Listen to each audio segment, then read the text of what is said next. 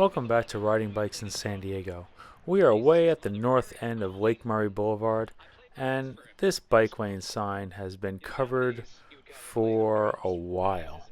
So I happen to be riding by today, and I happen to have a little bit of time before I finish my commute, so decided to fish out a razor knife that I found on the road a week or two ago, and have a hack at the branches here, this plant, do a little bit of gardening for the city.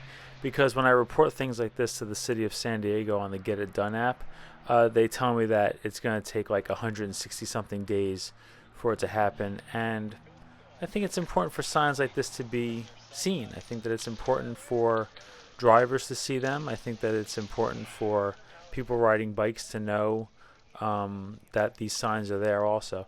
Even though there's a giant bike lane here, I mean, it's a nice sized bike lane. It has a good buffer. And you can see that little rear view camera on the screen, which I'm leaving on the screen just to demonstrate, it's an awfully big road. I mean, that's 4 lanes of travel, 2 in each direction. And you could see how much it's getting used. I've been thinking a lot about how people love to say that nobody ever uses the bike lane. And then they'll post a photo or a short video of a bike lane with nobody in it. But I mean, we're going on, a good 30 seconds here of not a single car going by.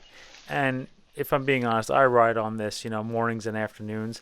I've actually never seen this road very busy at all. It's residential on both sides of Lake Murray once you get north of Navajo, and the road doesn't actually go through anywhere.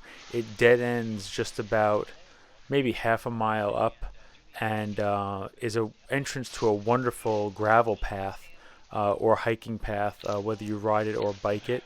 It's dirt, gravel, and it's a nice ride. I'm not much of a gravel bike kind of guy. I'm not a mountain biking kind of guy. But sometimes I ride a bike with 35 tires and some mud guards on it, and I like to take that down if I have a little more time. It's a much longer ride. It drops you off down in Santee, and then you can get over to Mission Trails, which has a beautiful fire road to bike on and reconnect with Mission Gorge, which is a road that we've gone on this road, on this channel a bit here and there. A razor knife is not an easy thing to garden with, by the way, so I'm really butchering this plant, but something tells me it'll bounce back. Maybe the next time I ride out, maybe tomorrow, I'll bring my clippers with me, my garden shears, and do it a bit more justice. But for now, I thought that I gave it a nice little cleaning, and that's good enough for me. So, sign is now exposed. You can see it down in the rear view, and still no cars for a while. I mean, 1 or 2 have gone by here and there, but we give so much space to cars. So what little space there is for those of us on bikes, I want to make sure that the sign is there and accessible for everyone. So thanks for coming along with me, and if there's a sign by you that could use a little clearing away, maybe make sure others can see it.